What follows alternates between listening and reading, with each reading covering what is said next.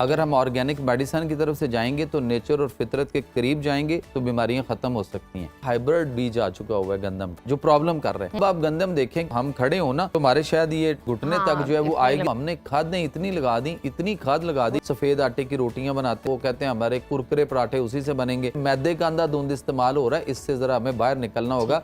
गंदम की हम बात करें तो दुनिया भर में चावल के बाद सबसे ज्यादा खाए जाने वाला अनाज है। तहकीक ये बताती है कि दुनिया में फीकस गंदम का औसत इस्तेमाल तकरीबन 64 किलोग्राम है, जबकि पाकिस्तान में ये 124 किलोग्राम सालाना है। यानी पाकिस्तानी लोग रोटी, नान और गंदम से बनने वाली दीगर अशिया पर बहुत ज्यादा इन्हिसार करते हैं। हम बेसिकली गोश्त और रोटी खोर हैं कहा जाए। माहिरीन का ये भी कहना है कि जदीद दौर में प्रोसेस शुदा गंदम मोटापे, शुगर, ब्लड प्रेशर और कब्ज के अलावा जदीद अमराज और जोड़ों के दर्द में अहम वजह है। ऐसे में ये सवाल पैदा होता है कि क्या गंदम वाकई इतनी नुकसानदेह है जितना हमें बताया जा रहा है, और अगर गंदम वाकई इतनी सेहत के लिए ठीक नहीं है तो फिर इसका बेहतरीन मुतबादल क्या हो सकता है। इसी तमाम पहलू पर बात कर लेते हैं। इस वक्त हमारे साथ मौजूद हैं नेचुरोपैथी एक्सपर्ट डॉक्टर जमील मेहरवई साहब। बहुत शुक्रिया आपकी मौजूदगी का डॉक्टर साहब। पहला सवाल तो मेरा आपसे यही बनता है, क्योंकि लास्ट टाइम आप हमारे शो में आए थे, बहुत सारे सोशल मीडिया पे हमें क्वेश्चंस आए रिगार्डिंग दैट कि नेचुरोपैथी क्या है, एलोपैथिक हमने सुना है, होम्योपैथिक सुना है, तो ज़रा इसको एक्सप्लेन कर दीजिए, फिर गंदम पे बात करते हैं। जी बहुत शुक्रिया। और सबसे पहली बात तो ये कि नेचुरोपैथिक क्या है। पूरी दुनिया में इसका इस वक्त इतना बड़ा स्कोप है और बहुत तेज़ी से ये जो नेचुरोपैथिक है ये दुनिया में फेम कर चुका हुआ है, और लोग नेचुरोपैथी से बहुत सारी बीमारियों से जिनको होम्योपैथी में या एलोपैथिक में ख़ास तौर पे जिनको इलाज करार दिया जाता था, लोग बड़ी तेज़ी से उससे बाहर निकल रहे हैं और सेहत की तरफ आ रहे हैं, यानी बैक टू नेचर।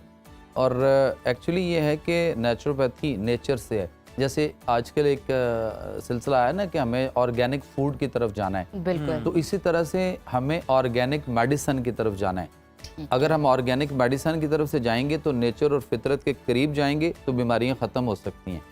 अब एलोपैथिक तरीका इलाज जो है ये अभी कोई 1.5 सदी तकरीबन पहले से ये सिलसिला इसका शुरू होता है, और इससे पहले इस एलोपैथिक का नाम जो है वो इलाज बिल ज़िद था। अच्छा, इलाज बिल ज़िद का नाम तब्दील करके एक डॉक्टर सैमुअल हानमन थे जो इलाज बिल ज़िद के बड़े माहिर थे उस दौर के, दुनिया के अपने उस वक्त के, तो उन्होंने इसका नाम एलोपैथिक जो है वो रखा था। ठीक है। और फिर उसी डॉक्टर ने बुकरात की एक रिसर्च थी जिसको इलाज बिल मिसल कहा जाता था, तो उसने इलाज बिल मिसल को उठाया थी, तो वो नेचुरोपैथिक पढ़ने उसे, लेकिन इसने उसमें अल्कोहल की चीज़ें को शामिल करके तो इसने उसको अपने नाम से होम्योपैथिक जिसका नाम जो है वो दिया, और वो होम्योपैथिक भी तरीका लाया जिस वक्त दुनिया में जो है वो राइज है। लेकिन जो नेचुरोपैथिक है ये तो हज़रत आदम अलैहिस्सलाम के दौर से चलता आ रहा है, और नेचर और फितरत पे, यानी अल्लाह ताला ने कुरान में फरमाया कि वनुनज़्ज़िलु मिनल कुरान मा हुवा शिफ़ा व रहमतुल लिल मोमिनीन, कि बेशक हम नाजिल करते हैं इस कुरान में ऐसी चीज़ें जिनमें सरासर शिफा है और ये बाइस रहमत है मोमिनीन के लिए। तो चीज़ें यानी नेचर की तरफ आना। तो इस वक्त पाकिस्तान में भी ये बड़ी तेज़ी से जो है वो अब आ चुका हुआ है, और दुनिया में तो इस वक्त आप गूगल पे सर्च करें तो नेचुरोपैथिक डॉक्टर आपको दुनिया में, अमेरिका में बेशुमार, कनाडा में, यूके में, उसके बाद यूरोप में, ऑस्ट्रेलिया में, बहुत और अब ये पाकिस्तान में भी ट्रेंड है। वहाँ एमडी की डिग्री होती थी, जो कि हमारे यहाँ जैसे एमबीबीएस होता है वहाँ एमडी होता था। अच्छा, अब वहाँ पे उसके पैरेलल एक डिग्री आ गई एनडी, नेचुरोपैथिक डॉक्टर, और बड़ी स्पीड से हो रहा है, और लोग वहाँ एमबीबीएस यानी एमडी को छोड़कर नेचुरोपैथिक डिग्री की तरफ बहुत तेजी से जा रहे हैं। और नेचुरोपैथिक डॉक्टर जहाँ होगा लोग उसको बिल्कुल उसके गिर्द ऐसे पहुँचते हैं, इतना शायद पीर के गिर्द मुरीद नहीं होते होंगे जैसे, और बहुत ज्यादा लोग इस्तेफादा भी उनसे करें। और पाकिस्तान में ना, मैं एक बताता चलूं, पाकिस्तान के अंदर इस वक्त जो है ना उसी डिग्री को थोड़ा सा मॉडिफाई तरह चेंज किया गया नाम से। तो यहाँ पे उन्होंने किया कि इसकी बैचलर डिग्री आफ्टर एफएससी हो रही है, और वो है बैचलर इन ईस्टर्न मेडिसिन। और वो डिग्री यहाँ पे करशी यूनिवर्सिटी करवा रही है, यहाँ पे सुपीरियर करवा रहा है, यहाँ पे जीसी यूनिवर्सिटी करवाना शुरू हो गई है, यहाँ पे इस्लामी यूनिवर्सिटी बावलपुर करवा रही है, यूएमटी भी शायद मिनहाज यूनिवर्सिटी करवाने जा रही है, इस्लामी यूनिवर्सिटी बावलपुर करवा रही है, कराची में हमदर्द यूनिवर्सिटी करवा रही है, पेशावर में पेशावर यूनिवर्सिटी करवा रही है, और अल खैर यूनिवर्सिटी करा रही है, और पब्लिक को अभी पता भी नहीं, और वो सोचते हैं कि व्हाट इज द जामियात जो है वो करवाना शुरू हो गई। बड़ा अच्छा स्टेप है। अब हम अपने टॉपिक की तरफ आते हैं डॉक्टर साहब। जिस तरह पाकिस्तान दुनिया में गंदम पैदा करने वाला 8वां बड़ा मुल्क है, हमारी कंजम्पशन भी बहुत ज़्यादा है, हम गंदम से बड़ी चीज़ों पर बहुत ज़्यादा इन्हिसार कर रहे होते हैं, उसका इंटेक कर रहे होते हैं, बड़ी डिबेट छिड़ गई है कि ये गंदम ठीक नहीं है। कुछ लोग ये कहते हैं कि जनाब हमारे तो बाव अजदाद ये खाते आ रहे हैं, बिल्कुल ठीक थे। ये लगता है कोई साजिश हो रही है जो इसको मुतनाज़ा बनाया, कंट्रोवर्शियल किया। आप बताएं कि क्या वाकई गंदम जो है फ़ायदे की बजाय उल्टा बीमारियों का बायस बन रही है? आप इस बात से इत्तेफाक करते हैं? देखें, टाइम टू टाइम वरी करता है कि हम किस वक्त क्या थे। यानी उस दौर में जब हमारे आबाओ अजदाद खाते थे तो उस वक्त गंदम जो है वो इंसान के कद के हाइट के बराबर होती थी। अगर उसमें खड़े भी होते थे तो आप इतना सा हाथ वेव करेंगे तो शायद वहाँ से नजर आता था, इतना इसकी हाइट होती थी। फिर आहिस्ता आहिस्ता उसकी हाइट कम होती चली गई। ठीक है। इसमें भी एक बायोलॉजिकल वॉर आई और जिन्होंने बीमारियां फैलानी और दवाइयां बेचनी थी और उस बिजनेस को प्रमोट करना था, उन्होंने इस तरह से इसको किया।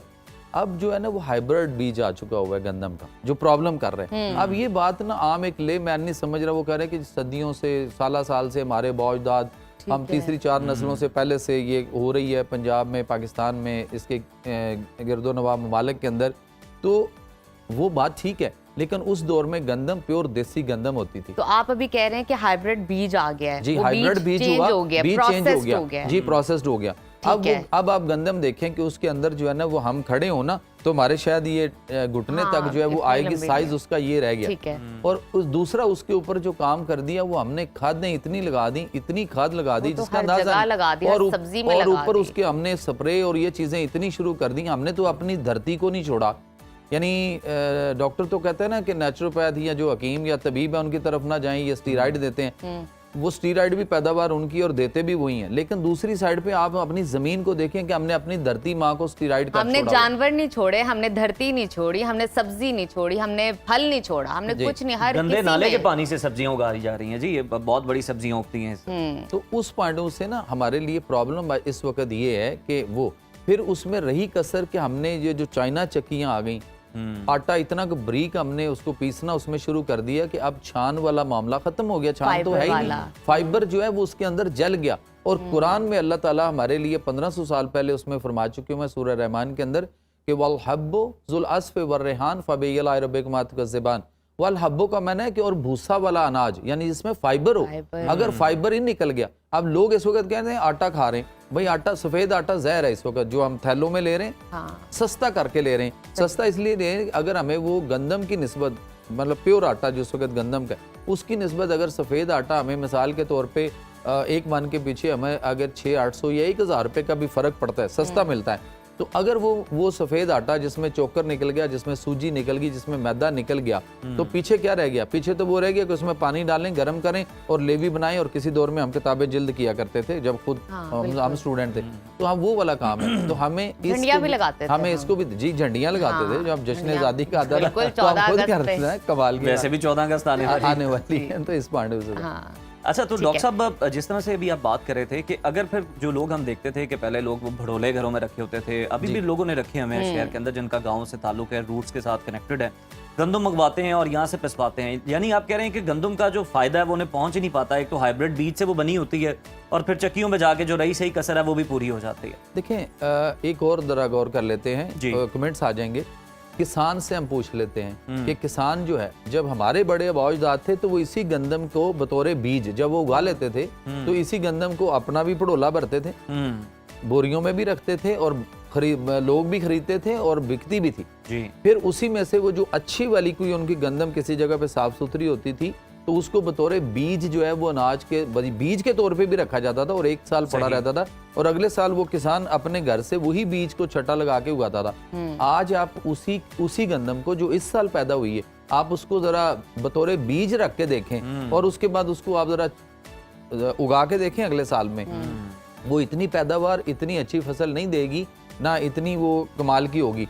तो किसान को हर साल नया बीज परचेज करना पड़ रहा है। इट मींस के जो हाइब्रिड बीज बना रहा है पीछे बैठा हुआ और जो उसके अंदर इंसान की फितरत को छेड़कर बीमारियों को फैला रहा है, हमें उस पर गौर ही नहीं और हम सिर्फ बैठे हुए ना। उसका लाइफ स्पेन बहुत कम है, टाइम इंटरवल बहुत कम है, 1 साल से ज्यादा नहीं हो सकता ना। वो 1 साल के बाद उसको वो उग जरूर जाएगी लेकिन उस लेवल की नहीं उगेगी। तो आपको बीज भी परचेज करना पड़ रहा है कहीं से। तो हम समझते हैं कि यहूद और नसारा हमारे मतलब हमारे लिए बहुत फायदेमंद है। वो तो कुरान कहता है कि वो हमारे यानी कुल ये दुश्मन- खाद और बीज बेचने वालों ने भी ना जमीन के साथ जो है वो छेड़छाड़ करके उसे उस तरह से नाकाबिले काश बना दिया, या उसे कह दें कि उतनी उससे पैदावार नहीं बीज होती के जितनी साथ पहले हुआ खेल करती खेल थी। दिया। अल्लाह ताला ने कुरान में सूरह रूम के अंदर चैप्टर 30 वर्स 30 अल्लाह फरमाते हैं कि हमने इंसान तुम्हारे समेत जो कुछ भी पैदा किया कायनात में, अल्लाह फरमाते हैं ये हमने एक फितरत और नेचर पर पैदा किया।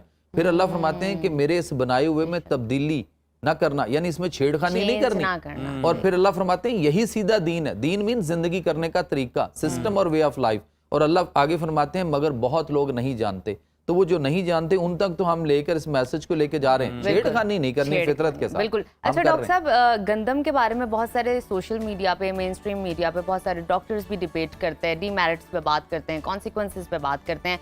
इसको जिसने टक्कर दी है वो है मल्टीग्रेन आटा। ये एक नया फॉर्मूला, एक नई चीज निकली है, बहुत बड़ी सारे लोगों को नहीं डिजिटल पता मार्केटिंग था। के साथ बेचा जा रहा है बड़ा। एग्जैक्टली। लोग खुद भी उसके थ्रू खुद को बेच रहे हैं, साथ अपनी मार्केटिंग भी कर रहे हैं, साथ वो आटे को भी बेच रहे हैं, देखिए, स्पॉन्सर चल रहे हैं, पीआर चल रही है। अगर पैसा क्या है? कमाना अगर पैसा कमाना हो ना तो इस वक्त जो है वो अल्हम्दुलिल्लाह अल्लाह के फजल से लोग जो है ना वो मेरी बात सुनते हैं और उस पे ऊपर एक वीडियो चलती है तो उसके ऊपर को 30-35 हज़ार बिल्कुल, ये कमेंट्स हमने आते देखा है, हैं, बिल्कुल। कमेंट आते हैं। अगर मैंने आटा बेचना हो ना तो यकीन करें कि मैं महर से महरवी हूँ और मैं राई फैमिली से मेरा ताल्लुक है, खेती बाड़ी है, बावजदाद करते रहे हैं। अगर मैं भी मल्टीग्रेन आटा बनाऊं ना तो यकीन करें मैं इस मुल्क में नहीं पूरी दुनिया में इतना का आटा बेच जाऊं।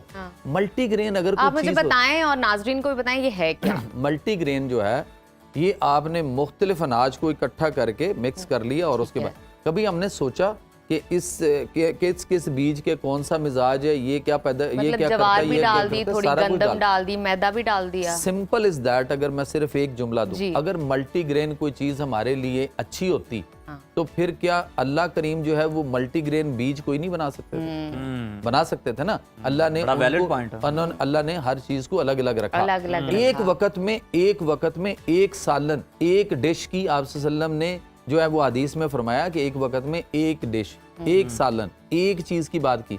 अब लोग यहाँ कहते हैं कि नबी करीम सल्लल्लाहु अलैहि वसल्लम के हाँ कई दिन चूल्हा नहीं जलता था, यानी वो ये शो करना चाहते हैं शायद नाउज़ुबिल्लाह कि उनके यहाँ कोई गुर्बत का सिलसिला था।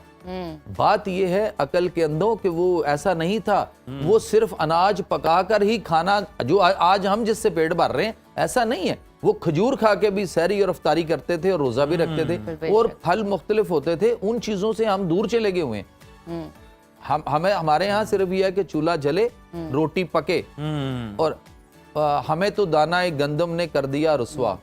वो जहर की बात है। अच्छा डॉक्टर साहब, एक और बड़ा हमें तो दाना एक गंदम ने कर दिया रुस्वा, तुम ही दहर में जन्नत का एहतमाम करो। तो बात यह है कि वो हमारे जो सबसे बड़े हमारे अबाउजदाद जद्दे अमजद हजरत आदम और अम्मा हवा, वहां पे गंदम के दाने का सिलसिला तो वहां भी शुरू हो गया था। और हालात डॉक्टर साहब ठीक है। मल्टीग्रेन भी ठीक नहीं है तो फिर मुतबादिल बता दें गंदम का। देखें गंदम का बेहतरीन मुतबादिल मैं नबी करीम सल्लल्लाहु अलैहि वसल्लम की ज़ात अक़दस को देखता हूँ तो आप सल्लम ने अपनी आप उसवा हसना उठा के देख लीजिए। आप सल्लम ने सबसे ज्यादा अपनी जिंदगी में जौ का दलिया Favorite और grain। जौ की रोटी जो है वो तनावल फरमाई है। जिंदगी में आप सल्लम ने बहुत कम, शायद 2, 4, 5 दफा कहीं गंदम की रोटी खाई जरूर है, लेकिन वो गंदम थी। ये वाली आज वाली हाइब्रिड बीज और खादों वाली स्प्रे वाली और जिसके अंदर बेशुमार मसाले ये नहीं। तो उसके बाद मैदा की चीज तो आपने कभी चखी भी नहीं। तब का लाइफस्टाइल हमारा और था, आज का लाइफस्टाइल और है। एक गली चलना हो तो गाड़ी पे जाते हैं, वहां पे आप कितना चला करते थे, कितनी मुशक्कत हुआ करती थी। आखिरी सवाल आपसे, ये रोटी खाने का सही तरीके का, दुरुस्त तरीके का, दिन में कितनी दफा रोटी खानी चाहिए? जब मन करे तब रोटी खा लें या एक तरीके का है कि क्योंकि सुबह देखना के आपने टाइम आटे खाएं या की शाम कीमतों के का कंपैरिजन टाइम किया तो खाएं? गरीब को तो यही वाइट आटा ही जो है वो सूट करता है और उसके बजट में व्हाइट आता है। आटा सूट करता है उसको, 1000 रुपया सस्ता ले रहा है ना। लेकिन सफेद आटा खा के थैले का 1000 रुपया मन के पीछे अगर सस्ता पड़ता है तो सर उससे जो मैदा या पेट की कोई बुखार या कोई जुकाम या कोई फ्लू या कोई और कोई भी ऐसी छोटी मोटी बीमारी जो आम रूटीन में हो रही, अगर उसमें कोई एक दफा पेट लूज हो गया, मैदे में दर्द हो गया, तो जब डॉक्टर के पास गए उससे तो ज्यादा खर्च दे देने करना है। 2-3 हजार रुपए की ड्रिप लगेगी और 1000 रुपए हमने बचाया था तो फिर हमने किया क्या? दूसरी बात यह है कि हमें खाने में जो है, एक तो सुबह हम जो आप पराठा लेते हैं, सफेद आटे की रोटियां बनाते हैं और वो कहते हैं हमारे कुरकुरे पराठे उसी से बनेंगे। फिर मैदे का अंधा धुंध इस्तेमाल हो रहा है, इससे जरा हमें बाहर निकलना होगा। हमें अगर गंदम लेनी है तो फिर वो देसी गंदम आप ढूंढें। सिंध के कुछ इलाकों में मुझे पता चला है कि वहाँ पे कुछ एरियाज में वो पुराने वाला कोई बीज अभी कहीं थोड़ा बहुत है, वरना उन्होंने जो पीछे बैठे हैं ना वो उन्होंने तो ये तो इसको भी डॉक्टर साहब बदल जो दिया शीट लाने के मुताबिक है। अब बात यह है कि हमारे पास जौ मौजूद है, हम जौ का आटा या जौ का दलिया, अब उन चीज़ों की तरफ हमें जो है वो आना पड़ेगा। और ये भी ज़रूरी नहीं आप फल खा के जिंदा नहीं रह सकते, लेकिन हमारे यहाँ ट्रेंड बन गया कि नहीं फल कब खाना है, फ्रूट को तो appetizer लेते हैं जी लोग। जब हम पेट भर लेंगे तो उसके बाद ऐसे कहते हैं ही फल आना ऐसे चाहिए और फिर फल खाएंगे। तो फल बहुत अच्छा है। उसके अलावा हमारे यहाँ गोश्त जो है उसको शोरबे वाला बनाया जाए, उसको भी इनटेक किया जाए। है। सब्जियां जो है उनको पकाई जाए, सब्जियों को बतौर सालन भी पेट भरा जा सकता है, लेकिन हम चाहते हैं नहीं 4 नान जरूर खाने हैं थोड़े से हलीम के साथ, तो फिर ही पेट भरेगा। तो फिर बीमारियां और मसाइल जो है ना वो हमें उनसे कोई बचा नहीं सकता ना, मसले ये बने पड़े। बिल्कुल ठीक है डॉक्टर साहब, बहुत शुक्रिया आपकी मौजूदगी।